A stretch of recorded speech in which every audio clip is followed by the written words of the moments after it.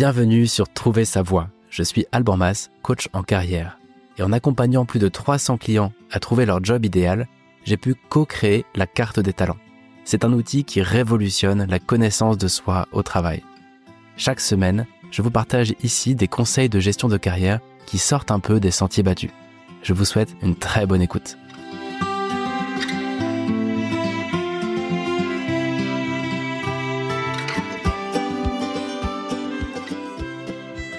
Salut à tous, salut à toutes, bienvenue pour ce nouvel épisode de Trouver sa voie où j'ai le bonheur d'accueillir Barbara Driss au micro. Salut Barbara.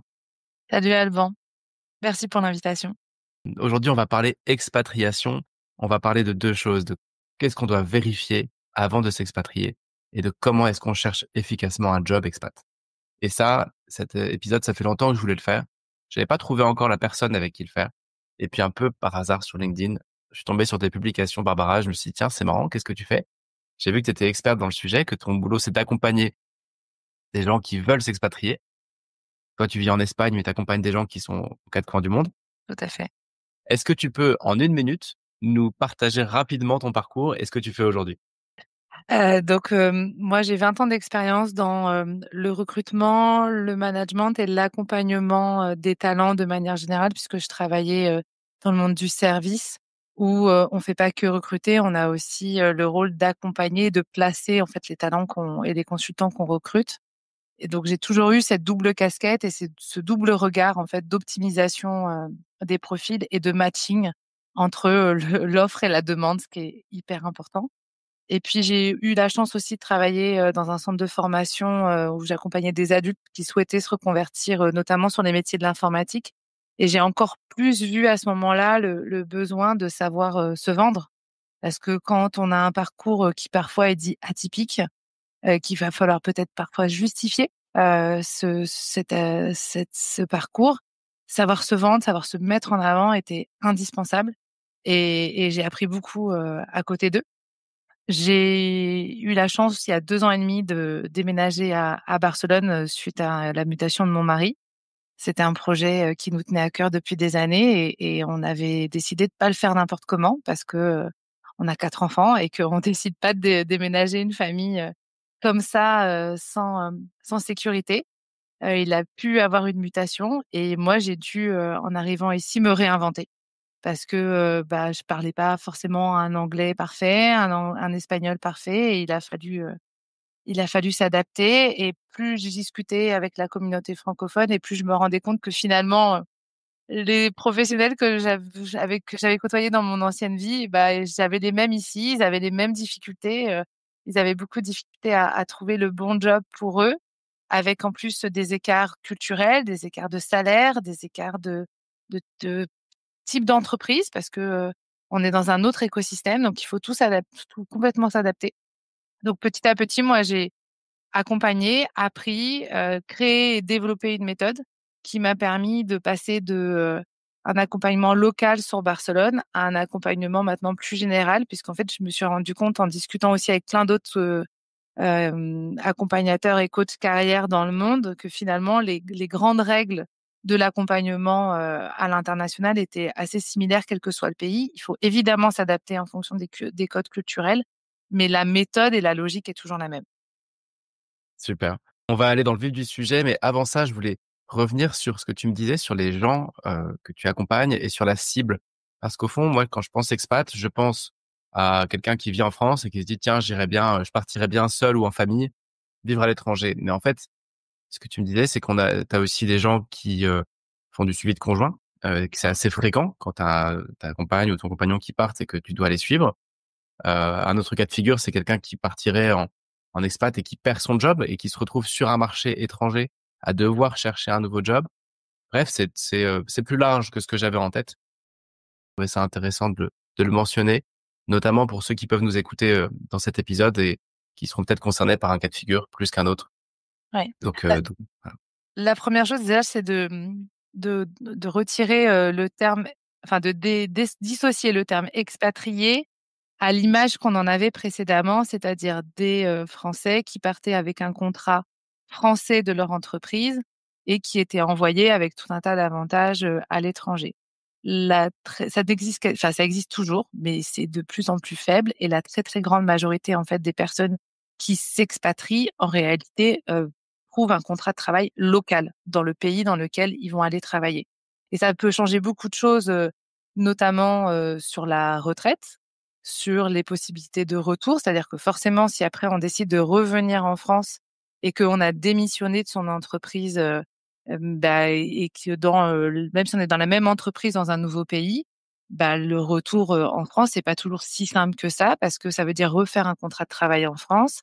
Il peut y avoir, en fonction des périodes, des grands trous au niveau des cotisations retraite, au niveau des cotisations, chômage et si on revient et qu'on perd son travail, bah, finalement, on revient en France, on n'a pas toujours droit à quoi que ce soit.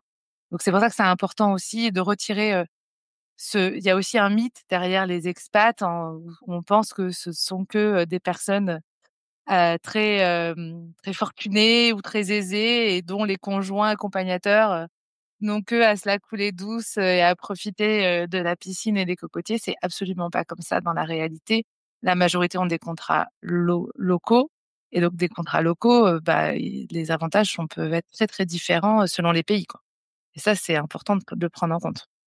Ouais, ça a bien changé depuis les années 80, enfin depuis 30, 40, 50 ans, ça a bien changé. Ouais, puis c'est pas Hem, la même sécurité aussi.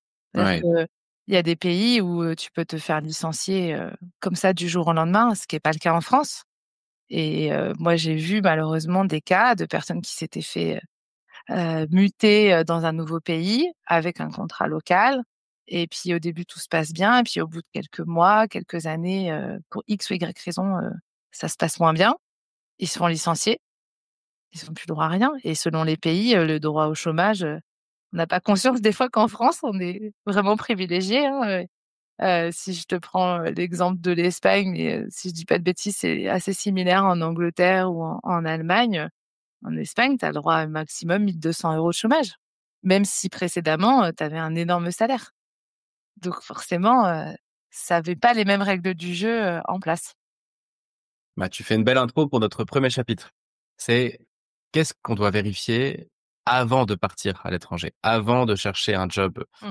expat ou local, avant de s'expatrier, avant même de définir une stratégie de recherche, quels sont les checkpoints qui te paraissent essentiels? Il y en a plein, on peut en trouver sur internet, mais toi, dans ton approche, qu'est-ce qui te paraît le plus important? Forcément, la première étape, ça sera déjà de définir ce dont nous, on a envie. Ça, c'est finalement l'étape, indispensable. Si on aime le soleil, il faut pas aller s'expatrier au Canada et si on a envie de voir la plage tous les jours, on va pas aller se mettre dans des terres continentales. Ça déjà, c'est la base, mais ça, j'ose imaginer que quand on a ce projet-là, c'est les premières étapes qu'on a fait, en interne. Mais Ben, après, il attends, j'attrape la balle au vol ici. Parce que je pense que tu as aussi une catégorie, en tout cas moi ce serait la mienne, un peu opportuniste, qui peuvent se dire: «Moi ce que je veux c'est vivre une aventure» et après tout un peu comme tu pourrais prendre un billet d'avion en disant: «Je prends le moins cher qui part demain et peu importe où ça m'emmène». Je pense que c'est pas si anodin ce que tu dis, hein. Moi je serais plutôt d'une école à dire: «Bah, quelles sont les opportunités?» et je fais un peu un choix un peu fou de se dire: «Allez je pars vivre 2 ans avec ma famille, en fonction des opportunités». Donc c'est déjà un sujet, tu vois, pour moi, ce que tu amènes là. Ouais, ouais, mais c'est quand même important d'y réfléchir, voire d'aller, tester parce qu'il y a, si je te prends l'exemple, par exemple, du Canada qui peut faire fantasmer, beaucoup de francophones parce que justement accès facile à la langue, culture américaine, la réalité, c'est que vivre, 9 mois dans le froid, et la neige, c'est pas si facile que ça et pour avoir accompagné des personnes qui rentraient du Canada, l'intégration était pas si évidente que ça et des familles qui sont arrivées, qui ont tout vendu et qui quelques mois après sont reparties, tu vois, pas dans les meilleures conditions, ça existe et donc c'est vraiment quand même important, il y a effectivement l'effet d'opportunité, ça peut arriver beaucoup quand tu es dans un contexte de mutation professionnelle, parce que tu es déjà salarié. Mais quand tu fais ce choix d'aller chercher, une nouvelle opportunité, moi je pense quand même que c'est hyper important de se poser ces questions-là, quoi. Dans quel environnement j'ai envie de vivre? Dans quel environnement, j'ai surtout pas envie de vivre? Tu sais, des fois, il vaut presque prendre le truc à l'inverse. Déjà de se dire: «Qu'est-ce qui, pour moi, est impossible au quotidien?» Que ça soit, sur le climat, que ça soit sur, l'environnement géopolitique du pays, que ça soit sur, le fait de devoir apprendre une nouvelle langue. Il y a des personnes, ça leur fait vraiment très, très peur, tu vois, de devoir, apprendre une nouvelle langue et donc dans ces cas-là, il y a plein d'options. C'est ça qui est bien, c'est que la francophonie, c'est large, mais c'est quand même indispensable de se poser ces questions-là en amont et puis de prendre en compte aussi, là, si on est une famille, de prendre en compte aussi ce qu'on a envie d'apporter à nos enfants. Parce que l'expatriation, c'est hyper riche, que ce soit pour les adultes ou pour les enfants, mais il faut se poser la question de qu'est-ce qu'on a envie de leur apporter et par rapport à ça, le choix de la destination, peut se faire. Il y aura forcément un effet d'opportunité qui peut arriver, mais nous, on nous avait proposé l'Espagne, la Suisse et l'Angleterre. Clairement, vivre dans la grisaille, c'était pas pour nous. On le savait. Même Ouais. si, tu vois, même si d'autres auraient pu choisir, des pays qui sont plus rémunérateurs, peut-être avec plus de business, pour nous, c'était absolument pas possible et il y a vraiment ce truc-là de se dire, dans quel environnement j'ai envie de vivre au quotidien parce qu'il y a le travail, mais il y a la vie quotidienne aussi. Je trouve ça intéressant la distinction que tu fais. Tout comme on a un peu encore le mythe de l'expat, Mmh, et que ça a bien changé. De la même façon, ce que je comprends, c'est que il peut y avoir une approche opportuniste, mais c'est plutôt quand tu es déjà en poste et qu'on te propose quelque chose au fond. mmh, Et si c'est pas le cas, si tu pars d'une page blanche, c'est pas forcément la bonne approche. Il faut peut-être s'enlever ça de l'esprit et repartir from scratch en se disant: «Attends, OK, qu'est-ce que je veux surtout éviter mmh. et qu'est-ce que je veux surtout chercher?» Ouais, OK, exactement et puis après, une fois qu'on a pu, dessiner sa destination de rêve, bah, il y a tout un tas de points un peu plus pratico-pratiques à vérifier. Le premier qui est indispensable, c'est, la partie des visas, des autorisations de travail, des PVT, parce qu'on peut pas débarquer, si je prends le cas du Canada, on ne peut pas débarquer au Canada comme ça du jour au lendemain et trouver un travail quand on a un passeport européen. On a la chance d'avoir un passeport qui nous ouvre déjà beaucoup de portes, mais malgré tout, il y a des visas, de travail à obtenir. Selon notre âge, il y a, les facilités qui se font grâce au PVT, donc les, permis vacances-travail. Donc ça, c'est une grande chance pour tous ceux qui ont moins de 30 ans. Il y a un site qui est très bien qui s'appelle pvtiste.net qui permet de regrouper l'ensemble de retrouver l'ensemble des informations, pour les différents pays, qui permettent d'avoir un visa grâce à un PVT avec les conditions à chaque fois parce que selon les pays, les conditions d'âge, vont pas forcément être les mêmes et il peut des fois aussi avoir des conditions, financières. Parce qu'on peut te demander d'avoir quand même une certaine somme d'argent sur ton compte pour pouvoir être sûr que si tu arrives dans le pays, tu as quand même les moyens de vivre, quelques mois, quoi. Donc, ça, c'est des éléments, déjà indispensables à prendre en compte et selon certains pays, tu prends certains pays d'Asie, obtenir un visa, si tu prends Singapour, par exemple, obtenir un visa à Singapour, si tu es pas sponsorisé par une entreprise qui a fait des démarches en amont de chercher d'abord un salarié singapourien qui n'a pas trouvé, c'est très, très compliqué, quoi. C'est très OK, ouais, compliqué. Donc là, déjà, c'est un vrai ouais. sujet. On a la chance quand on est européen d'avoir accès à un très grand nombre de pays, mais il faut savoir que des fois, même si tu es européen, il faut un petit document supplémentaire. C'est le cas, en Espagne et je crois que c'est le cas au Portugal aussi qui s'appelle, pour nous en Espagne, c'est le NIE, c'est le numéro d'identification des étrangers, qui est indispensable pour pouvoir avoir un contrat de travail. Et donc, c'est des démarches à OK, faire en amont. Et donc, soit l'idéal, c'est d'aller se renseigner, en fait, sur les sites, du ministère des Affaires étrangères des différents pays et et sur internet, c'est quand même plutôt bien fait aujourd'hui. On arrive toujours à avoir l'information de quelles sont les conditions pour obtenir, un visa de travail dans différents pays. Mais c'est important de se renseigner en amont parce que des fois, ça peut être des démarches qui vont prendre 1 ou 2 ans. Tu vois, OK, si on prend intéressant. l'Australie, il faut candidater, et souvent, il faut que tu passes par des agents en plus d'immigration. Le Canada, c'est pareil, il faut candidater. Puis tu sais, tu as aussi tout un tas de, facteurs géopolitiques dans tout ça et donc bah, il y a eu des périodes, où le Canada et l'Australie ouvraient grand ses portes. Là, c'est un peu moins le cas donc et des fois, même si tu as un super profil, pour la France, bah, c'est pas pour ça que dans, le pays que tu vises, on t'attend. L'autre sujet aussi, c'est le coût de la vie. Parce Ouais, que des fois, on peut, se dire: «Ah bah, c'est un pays» parce qu'on le connaît un peu d'un point de vue, touristique. Et on va se dire: «Ah bah, c'est un pays qui coûte pas très cher, quand je pars en vacances par rapport à la France». Sauf qu'on voit pas l'ensemble des différents frais qui peuvent exister, quand on y est résident. Le premier coût, qui peut être le plus important, c'est la partie logement et donc justement, les villes qui sont très, très touristiques, leur grosse problématique, c'est que, bah, les logements sont pris pour le tourisme et donc les résidents, quand ils veulent avoir un logement pour eux et bah, les coûts peuvent être assez élevés. Donc ça, c'est vraiment important de prendre conscience de ça.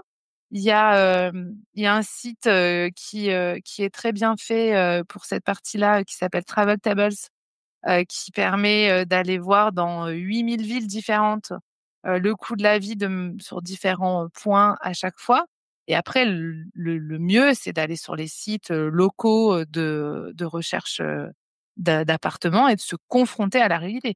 De regarder les quartiers, de bien se dire: «OK, les quartiers dans lesquels on a envie de vivre, c'est cela, cela, cela» et d'aller voir en vrai, combien ça coûte. Et après, bah, forcément, si tu es parisien versus si tu habites au fin fond du Berry ou de l'Auvergne, tu auras pas le même référentiel sur le coût des logements. Mais faut vraiment se Mmh. créer son budget prévisionnel.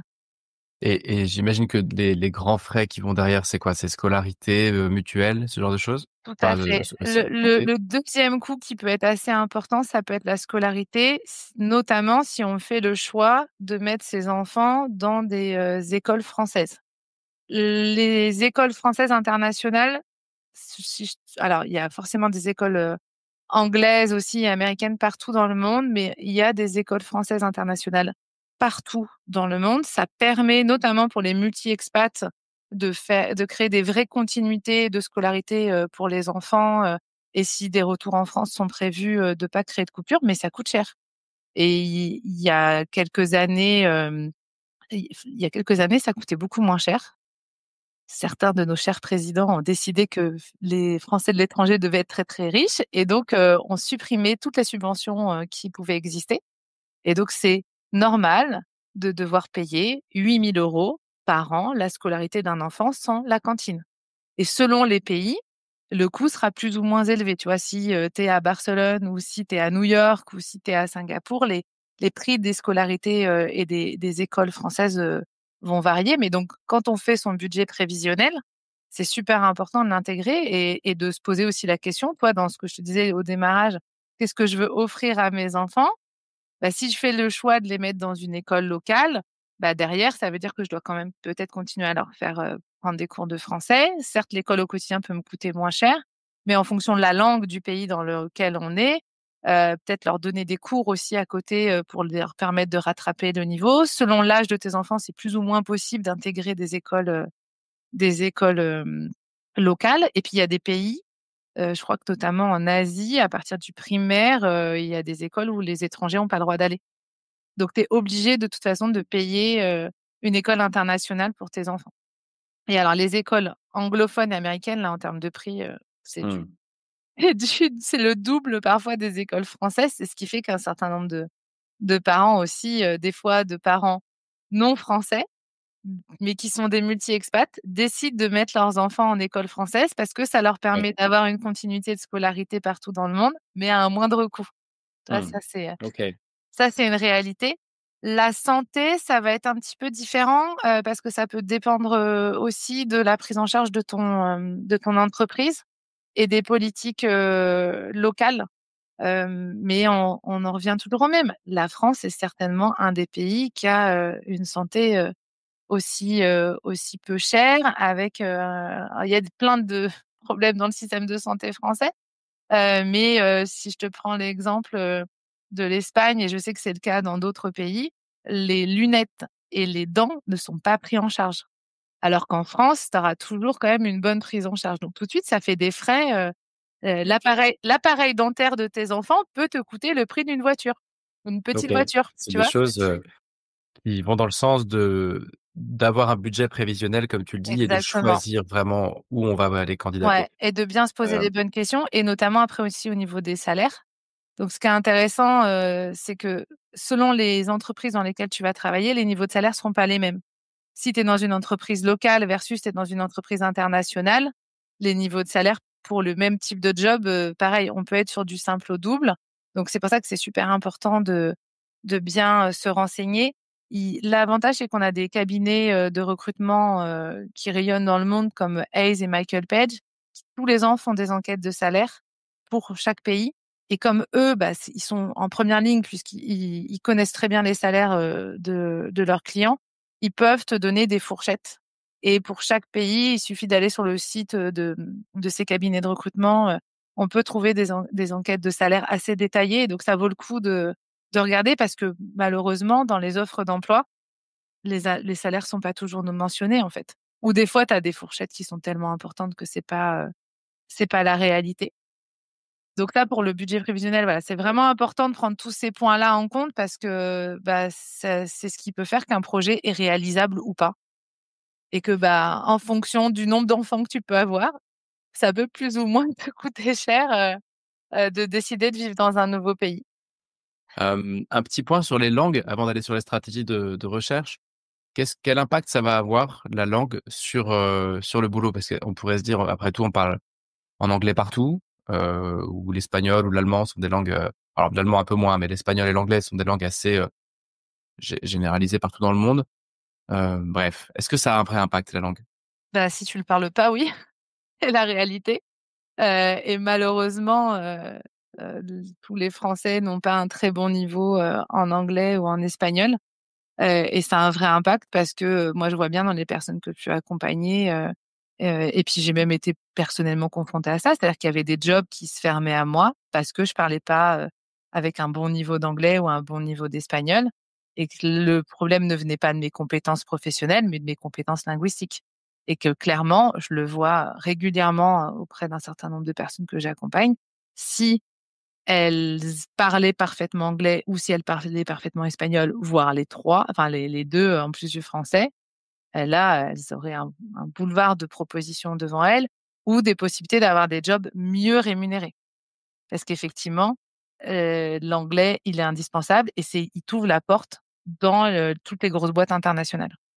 Donc on parle vraiment principalement de l'anglais? Parce que tu vois, hier, je parlais avec quelqu'un qui vit en Suisse, qui Mmh. parle pas allemand et qui, du coup, n'a pas accès au marché, Bah oui, forcément. germanophone de Suisse. Donc pourrait se poser la question: est-ce qu'il faut parler anglais ou est-ce qu'il faut parler anglais et la langue locale? Bah, ça va dépendre du pays que tu cibles, mais par exemple, je reviens à l'Asie. En Asie, on te demande juste ou en Inde, par exemple, on va juste te demander de parler anglais. Évidemment, c'est bien et c'est même conseillé d'apprendre le minimum de la langue locale pour être capable de pouvoir ne serait-ce que comprendre les politesses qui peuvent, se passer autour de toi, quand tu vis après sur place. Mais la langue de travail, la langue de business restant l'anglais de toute façon est indispensable. Par contre, bah, il y a certains pays, effectivement, la Suisse allemande, fait vraiment partie, de ces cas-là où il y a certains jobs, si tu parles pas, allemand, ça va être fermé. Il y a aussi maintenant des langues qui ressortent beaucoup comme le mandarin. C'est-à-dire que tu pourrais aussi, avoir envie, tu te dis: «Bah, moi, j'ai envie d'aller en francophonie, donc je voudrais aller travailler, en Afrique».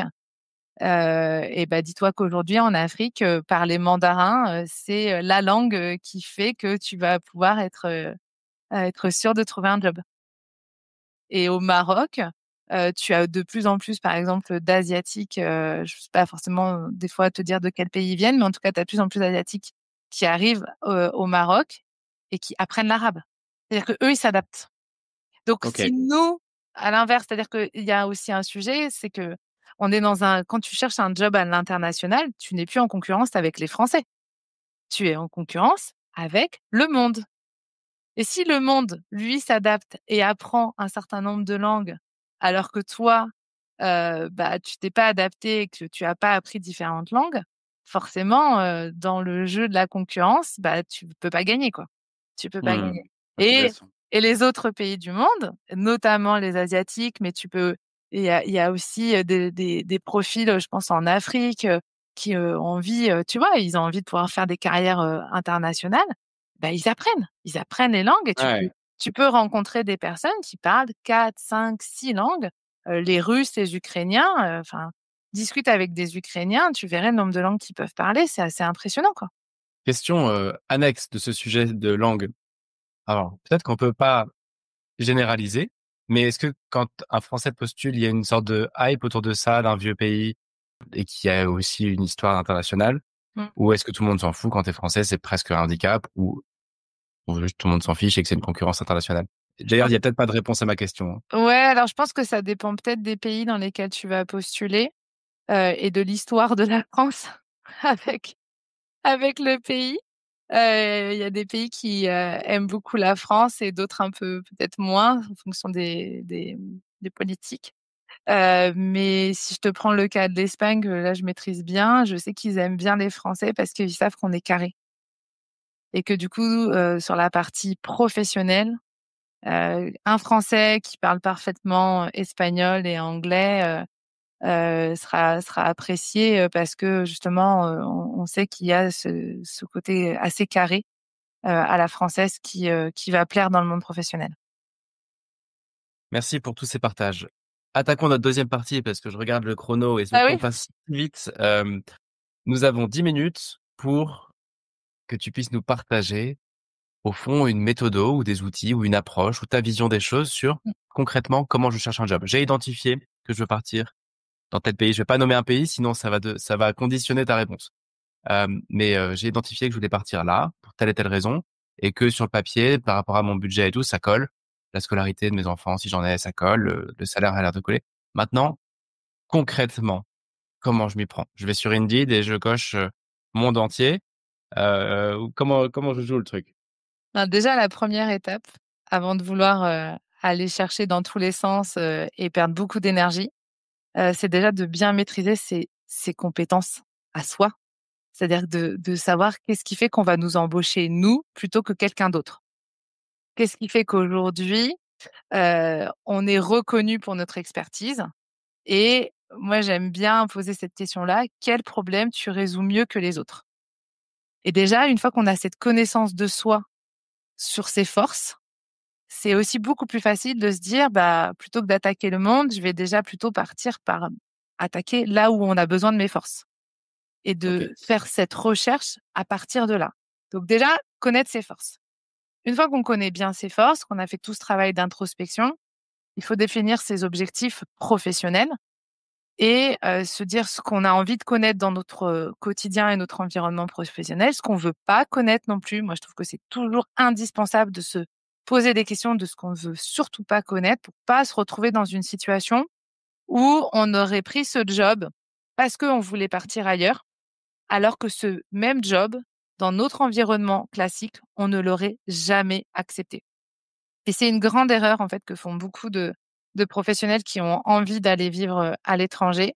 C'est que le seul truc qu'ils voient, c'est le contrat pour partir et en réalité, ils ouvrent pas les yeux sur le fait que le job, en France, ils n'auraient même pas postulé à ce job. Et malheureusement, en fait, le résultat, c'est souvent la même chose, hein. C'est qu'au bout de 6 mois, 9 mois, 1 an, ça va pas quand tu as pris ce job par défaut et puis moi, j'ai vu des situations, qui étaient pas cool quoi, où les personnes, elles se retrouvaient à être, licenciées alors qu'elles avaient emmené toute leur petite famille avec elles et que, bah, il faut se retourner très rapidement, surtout quand tu es dans des pays où il y a pas d'aide sociale, où il y a pas de chômage, et où tu dois te débrouiller quoi. Donc Ouais, c'est un bon point, ça me parle ce que tu dis. C'est un peu comme quand tu es en fin de droit au chômage ou, mmh, que tu as fini ta entreprise et ça a pas marché, il faut vite retrouver un boulot ouais, et que tu te dis: «En fait, je vais réduire un peu mon niveau d'exigence». Hem et en fait, c'est pas des choses qui marchent, qui sont très durables. Même si parfois, ça montre que parfois ça permet de rebondir aussi, mais en l'occurrence, là, à l'étranger, il y a peut-être trop de paramètres bah, incertains et différents pour jouer à ça, quoi. ouais. OK. Ça, c'est là où il faut quand même faire attention et c'est là après que derrière, une fois que tu es au clair sur tes forces, tes objectifs, tes envies, tu mets une vraie en place une vraie stratégie de recherche. On touche toujours pas au CV ou au profil LinkedIn à ce moment-là. D'abord, on va faire son benchmark. On fait son étude de marché pour pouvoir aller se dire, prendre peut-être qu'on a décidé de cibler 3, 4 pays ou une zone géographique, et là, à ce moment-là, on va aller prendre connaissance du marché local.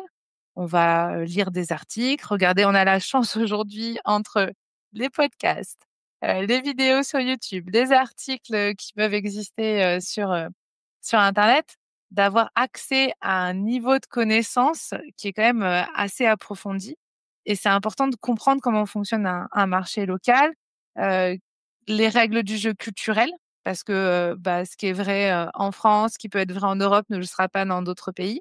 Et puis de comprendre un petit peu aussi, finalement, au niveau des offres d'emploi, parce qu'il y aura ce qu'on verra au niveau des offres d'emploi et puis il y aura toujours ce fameux marché caché, hein. Ça n'existe pas qu'en France, le concept du marché caché, ça existe partout dans le monde et donc du coup, pour pouvoir commencer à comprendre un peu les règles de ce marché caché, on a la chance aujourd'hui d'avoir énormément, de groupes et de communautés francophones à l'étranger qui te permettent d'avoir des infos. Donc une fois que tu as fait les sites d'annonces, les articles, les blogs, tout ça, la bonne astuce, c'est d'aller sur Facebook et d'aller regarder par rapport à son pays, les francophones de, ce pays ou de cette ville et d'abord d'aller, moi je trouve que Facebook sur ça, ça peut être une vraie mine d'or. C'est-à-dire qu'il y a une petite loupe, on met des mots-clés par rapport à son métier, et puis on regarde, on met des mots-clés, par rapport au fait de chercher un travail et on prend ce temps de lire et d'analyser et finalement de lire les expériences précédentes des autres.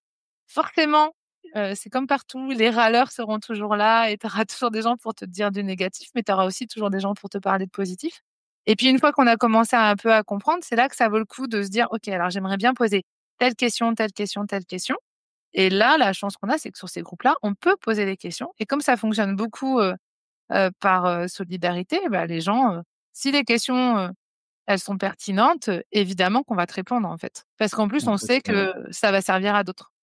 Donc ça, c'est déjà le 1er truc, c'est déjà de se dire: «Je comprends comment fonctionne l'écosystème dans lequel j'ai envie d'aller.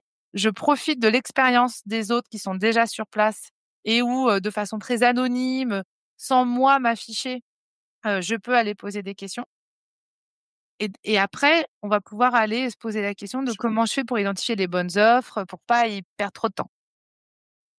Moi, je suis assez surpris de ce qu'on peut faire avec l'IA aujourd'hui, même si l'IA générative raconte quand même pas mal de conneries. Mais au fond, si moi, je me retrouve parfois en séance à taper, je veux 3 boîtes, liées aux dispositifs médicaux, des boîtes françaises installées, à 300 kilomètres de Singapour, enfin dans un rayon de 300 kilomètres de Singapour et ça te les donne ces boîtes-là. Ouais, Et donc je trouve qu'on peut intégrer l'IA en plus des blogs, des podcasts et tout. tout Ça à permet fait. d'aller faire des frappes un peu chirurgicales sur, OK, je veux vraiment un zoom sur ça, sur telle zone, sur tel machin, sur les boîtes françaises qui sont installées là, les boîtes de plus de tant de salariés. La deuxième chose que ça m'évoquait, ce que tu disais là, c'est pour moi, il y a des hacks comme ça dans le réseautage, parce qu'on parle de rencontrer du monde au fond, comme en France. J'ai l'impression qu'il y a 2 moments où on peut un peu hacker le réseau. C'est quand on est étudiant, parce que tu peux toujours inventer un projet un peu bidon et dire: «Voilà, je bosse sur ça» et aller rencontrer du coup des gens qui sont aux 4 coins du monde et qui ont des postes complètement inaccessibles, des gens qui te répondraient jamais si tu étais juste un travailleur lambda. Mmh, Mais quand tu es étudiant, ça amène un petit quelque chose de sécurité qui fait pas peur et j'ai le sentiment que le deuxième axe, c'est justement avec les étrangers, mmh, enfin les Français expatriés, ouais. parce que tu as une sorte de solidarité derrière et qui fait qu'on te répondra toujours sans trop jouer le jeu de: «Où tu es où dans ta carrière? Est-ce que je suis au-dessus de toi, en dessous de toi? Est-ce que j'ai peur que tu me demandes un job ou pas?» heu, j'ai le sentiment que c'est un peu feu vert là-dessus et qu'on peut un peu échanger avec n'importe qui parce qu'on a ce truc-là de: «Moi aussi, je veux partir comme toi dans ce pays-là». Ça Exactement. marche ça ou pas? Ouais? Ouais, tout à fait. Alors, Facebook, c'est pas mal parce que là, c'est un peu plus anonyme, c'est-à-dire qu'effectivement, tu sais pas, même si moi je faisais un message, tu saurais que je m'appelle Barbara Adrice, mais tu connaîtrais pas, mon profil professionnel. Tu vois? Sur Facebook, c'est un peu cet avantage-là et après, évidemment, il faut utiliser LinkedIn pour le faire et le meilleur hack, c'est d'aller cibler déjà, bah, peut-être déjà de voir dans son propre réseau. D'aller, on a peut-être déjà dans des personnes qu'on connaît, des personnes qui habitent dans d'autres pays, et on le savait pas parce qu'on n'a pas été en contact avec eux depuis longtemps. Tous ces anciens collègues de promo, de formation, tous ces anciens collègues, qu'on a pu avoir dans les différentes entreprises et puis après, si, malgré, ces 1res recherches, on trouve personne, tout simplement aller contacter, des personnes qui font à peu près le même métier que nous en leur disant: «Bah, voilà, j'ai le projet» et puis après on peut un petit peu, tu vois, comme tu disais pour les étudiants, inventer un projet. On peut aussi des fois dire: «Bah, voilà, mon conjoint, est en attente d'une mutation pour tel pays. bah, moi, je vais devoir trouver un job. Je me pose la question de comment fonctionne le marché local. Le but, c'est de créer des conversations. C'est pas de dire: «Bonjour, est-ce que tu peux me proposer un travail?» Jamais, jamais, jamais. Par contre, voilà, comment fonctionne le marché local? Est-ce que, il y a des, sites que tu me recommandes? Est-ce que tu connais des recruteurs? Les cabinets de recrutement, pour ça, c'est génial, en fait, parce qu'eux, ils ont quand même une bonne vision du marché et c'est là où le fait d'avoir identifié ces compétences clés en amont, permet d'aller contacter les bonnes personnes parce que le but, c'est de matcher. Si tu bosses, dans l'industrie, aéronautique, évidemment, tu vas pas forcément aller contacter, des personnes qui vont bosser, je sais pas moi, dans le tertiaire, sur un truc qui n'a strictement rien à voir. L'idéal, c'est d'aller contacter des personnes qui travaillent dans le même domaine que toi et qui ont des compétences clés où là, tu es pas en train de vouloir leur piquer leur job, tu es juste en train de vouloir comprendre comment ça fonctionne et quand c'est des conversations, les gens répondent. Il y a et ça se fait très facilement et très naturellement parce que surtout précédemment, ils l'ont déjà vécu et c'est ça Ouais. qui est vraiment génial. Je te confirme que la solidarité des Français de l'étranger est très importante et plus tu habites loin de la France et plus elle est importante. Parce qu'on est tous déracinés, en fait et Ouais, donc c'est on a tous ce point commun-là et ça, c'est vraiment chouette et après, il y a plein d'assauts qui existent aussi, hein. On le sait pas toujours, mais donc tu as la FIAF qui est un réseau, qui, partout dans le monde a des accueils et dans les accueils, selon les pays, c'est pas toujours le cas, mais peut-être que 50 des pays aujourd'hui ont une partie pro de leur accueil, où il y a des ateliers qui sont faits pour pouvoir aider les personnes, à pouvoir se positionner sur le marché du travail et donc avec des personnes qui sont là depuis quelque temps et qui peuvent expliquer les règles du jeu et donc rien n'empêche en amont, même si on n'est pas encore membre, de contacter ces personnes-là et de leur poser des questions. Il y a et dans tous les pays du monde, il y a des, French Tech et il y a des CCI. Et donc c'est super intéressant d'aller regarder, bah, un peu pour, chaque French Tech, comment ça la communication qu'ils ont, leur annuaire, de regarder quel type d'événement, ça permet tout de suite de prendre la couleur. On peut toujours envoyer des messages, aux personnes. Ils vous répondront pas. Je sais que celui de le président de la French Tech de Barcelone, il est très sollicité. Il peut pas toujours prendre le temps de répondre aux messages, donc il essaye par contre de communiquer sur LinkedIn et donc des fois d'aller suivre les profils LinkedIn de ces personnes, qui ont l'habitude de rayonner, en tant que Français de l'étranger, ça permet de prendre de l'information. Et puis il y a un point hyper important, c'est que, bah, quand on décide d'aller vivre à l'étranger, nous en France classiquement, tu sais, on a 3 mois de préavis. Sauf qu'il y a plein de pays où le concept du préavis de 3 mois, ça existe pas. On est plutôt sur des préavis, 15 jours, 1 mois. Donc quand, tu postules, tu commences les entretiens et que bon déjà, ils comprennent que tu es pas encore sur place. Bon, il y a pas besoin de visa, donc c'est bon, c'est OK. Ils comprennent que tu es pas encore sur place, bon, tu pourras te débrouiller pour venir, OK. Mais que tu leur dis que tu arrives que dans 3 mois, ça s'arrête net. Parce qu'eux, ils ont besoin de quelqu'un maintenant. Et donc c'est là où parfois ça peut être un vrai frein et c'est pour ça qu'il faut pas faire n'importe quoi, dans les recherches. C'est que des familles qui décident de faire une rupture conventionnelle, par exemple en France, ou qui s'arrangent, qui profitent peut-être parfois d'un moment de pause de carrière pour aller vivre à l'étranger, quand tu arrives sur place, tu es pas toujours sûr de trouver un boulot hyper rapidement en fonction du marché. Donc soit tu te dis: «Bah, OK, dans quel pays je sais qu'il va y avoir le maximum d'opportunités pour moi» et tu t'assures en amont que ton profil, est attendu et ça t'évite, des déconvenues, notamment financières. Soit tu as vraiment un pays cible et tu prévois assez, d'argent d'avance pour avoir le temps de chercher. Parce que c'est OK. quand même une réalité, en fait. C'est que tu as aussi, moi j des francophones qui me contactent parce qu'ils ont envie d'aller travailler à l'étranger, j'en ai tous les jours, mais ils sont encore en poste. Le pays qu'ils ciblent, on leur demande, d'arriver tout de suite. Bah, tout de suite, ça crée un frein, quoi. Ça crée Ouais, un frein. c'est il y a pas trop de solutions toutes faites à ça, si? Bah, ou aussi tu peux dès le démarrage, négocier avec ton employeur actuel, être hyper transparent et après ça, c'est l'intelligence ou pas de ton employeur. De dire: «Bah, voilà, j'ai ce projet, cette démarche, moi, je fais en sorte que tout mon boulot soit tout le temps transparent et qu'à n'importe Bien sûr, quel oui. moment, on puisse reprendre mon poste. Par contre, le jour où je trouve une opportunité, laisse-moi partir, sous 1 Ouais, mois, quoi». c'est un point intéressant que tu soulèves, et on est en train d'exploser le timer, mais bon, c'est pas grave. C'est aussi au fond vu ce que tu décris là sur le problème de préavis, ça peut être en fonction de ton boss, s'il est plus ou moins ouais, si elle est plus ou Mmh. moins, compréhensif, de l'intégrer au projet, en fait.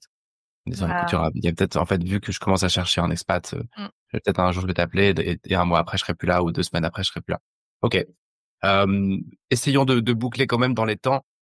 Tu vois Heu, des modifications à faire sur le CV, sur oui. LinkedIn, sur les entretiens? Il y a des choses à faire là-dessus? On le sait, selon les pays, les CV, ne doivent pas être faits de la même façon, donc il faut vraiment bien se renseigner en amont, photo, pas photo, information dite discriminante. Par exemple, au Canada ou aux États-Unis, ne mets jamais ta photo et ne mets aucune information discriminante. Donc, les discriminantes, c'est, ton âge, si tu es marié, le nombre d'enfants, des choses comme ça. Donc, c'est, mon prénom, mon nom, la ville et le petit hack, c'est que si tu es vraiment en cours, même si tu es pas sur place, dis que tu y es déjà, quoi. Mmh, OK. Donc Donc tu ça trouves c'est une, tu mets pas forcément une adresse, mais tu dis que tu es sur place, quoi. et il y en a qui vont encore plus loin dans le hack, réussissant à avoir des numéros de téléphone locaux, Ah oui. Mmh. tu vois? Donc et avec les eSIM, des fois, c'est possible, et il y en a qui arrivent encore plus à hacker le truc. Après, il faut être prêt à partir tout de suite parce que si on considère que tu es sur place et que pendant le process d'entretien, au début en visio, tu fais comme si tu étais sur place et qu'on te dit: «Bon, bah, génial, est-ce que demain on peut faire un entretien en présentiel pour se rencontrer en vrai?» Bien Il faut sûr. être prêt à pouvoir prendre son billet d'avion et à débarquer. Mais ça fait partie des hacks, qui peuvent exister. Mais voilà, c'est vraiment super important et dans la préparation, le LinkedIn, ça a cet avantage, c'est que c'est universel, c'est partout dans le monde pareil. Donc ça, sur ça, c'est plutôt pratique. Mais le CV, ouais, c'est vraiment important parce qu'il y a des recruteurs, anglophones et qui peuvent, tu vois, écarter ton CV parce que, tu as pas compris les codes. Donc c'est hyper, Enfin, hyper attends, important. LinkedIn, c'est universel, mais n'empêche que si tu écris depuis 10 ans, ou depuis, 1 an en français sur ton LinkedIn, que tu postes en français, le jour où tu veux partir, personne comprend rien à ton profil. Alors l'avantage de LinkedIn, c'est que déjà tu peux avoir, un profil multilingue. Tu peux mettre 3 langues différentes, sur ton profil, donc faut bien paramétrer derrière et effectivement après au niveau de ta communication personnelle sur tes posts, bah, à partir du moment où tu as décidé de te positionner sur des jobs internationaux où tu sais que l'anglais, sera ton quotidien, là, faut très rapidement switcher. Mais on en revient à ce qu'on disait au démarrage, c'est quand même il faut un peu de préparation. C'est-à-dire que soit, tu as l'effet d'opportunité qui arrive parce que, tu as une mutation en interne ou parce qu'on vient te chercher et là, tu as moins ce sujet-là, parce qu'on est venu te chercher. Soit toi, tu décides de mettre en place les actions pour réussir à aller vivre, à l'international et ça reste une préparation, de au minimum plusieurs mois quand même et donc dès le démarrage, bah, change ta communication. Et on parle de l'anglais, mais si c'est quelqu'un qui voudrait aller vivre en Amérique latine, ce serait à OK. l'espagnol, tu vois, par exemple. Mais dès le démarrage, il faut se faire son plan d'action et mettre en place une vraie stratégie.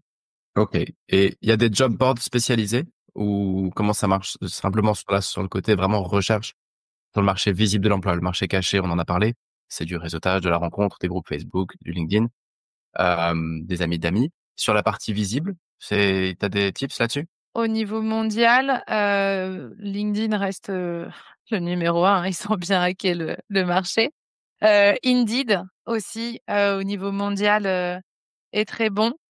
C'est les 2 qui ont réussi à vraiment tirer, leur épingle du jeu sur la partie mondiale et après, il y aura des job boards spécifiques par pays. Donc, OK, c'est bien, d'aller regarder aussi dans les job boards spécifiques par pays. Faut pas faire ses recherches uniquement sur LinkedIn. C'est important de le faire, c'est important de savoir bien le faire parce on peut perdre des heures dans les recherches de LinkedIn sinon. Mais par contre, il faut aussi aller regarder les job boards locaux et là, ça dépend de chaque pays. OK. Ce sera, le mot de la fin parce qu'on a vraiment un enjeu de pas être trop long. Merci Barbara, donc si, tu as écouté cet épisode et que, tu penses que tu veux partir, ben, t'invite à actionner, hein, tout ce qui a été mentionné aujourd'hui et si tu as besoin d'un coup de pouce, ben, Barbara, c'est son boulot d'accompagner ces profils-là, ces projets-là, donc n'hésite pas et puis, voilà, je te propose qu'on s'arrête là pour cet épisode mais c'était riche, merci. C'est très intéressant d'échanger comme ça et avec toi et de pouvoir partager, toutes ces astuces, pour que ceux qui en rêvent, puissent réaliser leurs rêves. Ouais, bah, c'est ce qu'on va souhaiter à nos auditeurs qui peuvent être, celui qui ou celle qui écoute ça, c'est qu'il est chaud. Et bah, on te souhaite beaucoup de succès et puis de bien vérifier avant là où tu mets les pieds, Mmh, au fond, pour éviter les déconvenues. Parce que l'expat, à la française de nos grands-parents, c'est derrière nous et il faut s'adapter un peu. exactement. Merci Barbara. Merci à toi. Bonne semaine à tous. Ciao. Merci d'avoir écouté Trouver sa voie. Si cet épisode vous a plu, pensez à le partager et à nous laisser un commentaire. Vous pouvez aussi nous rejoindre sur albambas.com et sur lacartedestalents.com pour découvrir d'autres ressources. À très bientôt et d'ici là, prenez soin de votre carrière.